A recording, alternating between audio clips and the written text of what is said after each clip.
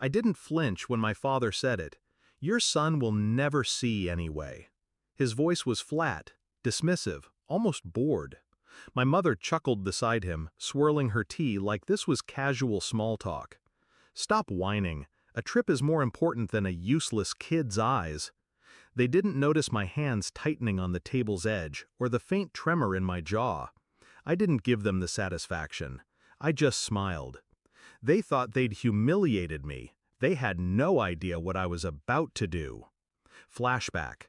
2 months earlier, I'd been in the kitchen, sorting through bills, when my sister burst in like a hurricane. Expensive perfume, expensive bag, expensive taste, all funded by someone else's sacrifice. She was planning her dream trip: Paris, Rome, Santorini.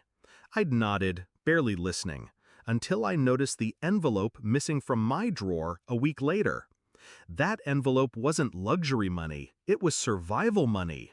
It was the only reason I'd been able to schedule the specialist in London who had a small, very small, chance of restoring some vision to my son. When I confronted my parents, they didn't deny it. They laughed. They'd given it to my sister. She deserved it. I was being dramatic. That was the moment my love for them turned into something else. Cold, sharp, unforgiving. Discovery of betrayal.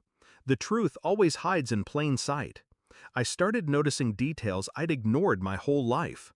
My parents' casual cruelty. The way they'd always sided with my sister, no matter the facts. How they looked at my boy, my gentle, quiet son, like he was broken merchandise. And my sister? She wasn't just spoiled. She was arrogant, careless. She posted everything online: where she was, what she bought, who she owed. She didn't realize I'd been following every post, every update.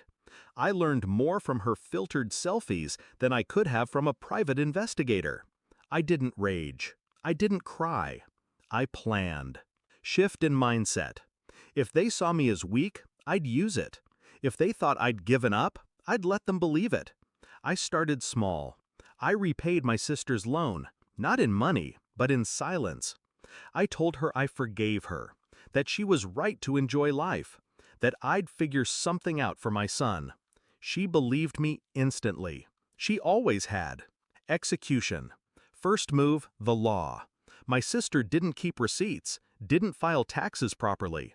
Her social media was a goldmine of undeclared income from side gigs and luxury items she couldn't prove she bought with clean money. I compiled it all, not anonymously, of course. I wanted her to know it was me later. Second move, the trip. She was due to leave in 4 weeks. I waited until her non-refundable bookings cleared, then made a few discreet calls. Someone at the luxury travel agency owed me a favor. A clerical error canceled her tickets, voided her insurance, and locked her out of her account. She screamed at the customer service reps for hours. They recorded everything. Third move, my parents' house. Technically, I was still a co-owner, a leftover from when I'd helped them refinance years ago. They'd forgotten that detail. I hadn't.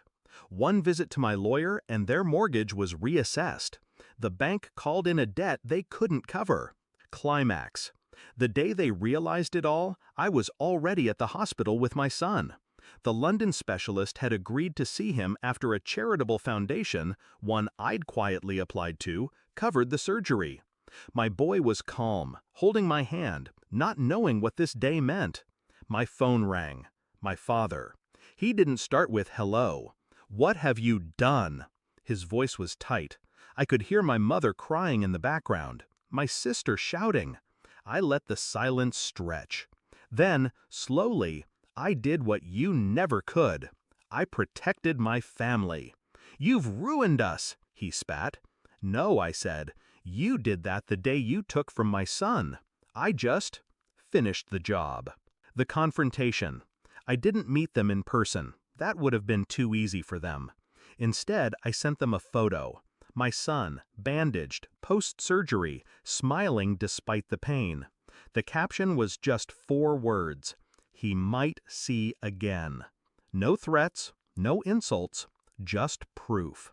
proof that their cruelty hadn't broken me. Resolution. The surgery wasn't a miracle, nothing ever is. My son might never have full vision, but he has a chance. And that's more than he had when they stole from him. As for them, my sister sold her luxury bags to cover legal fees. My parents moved into a smaller house outside the city.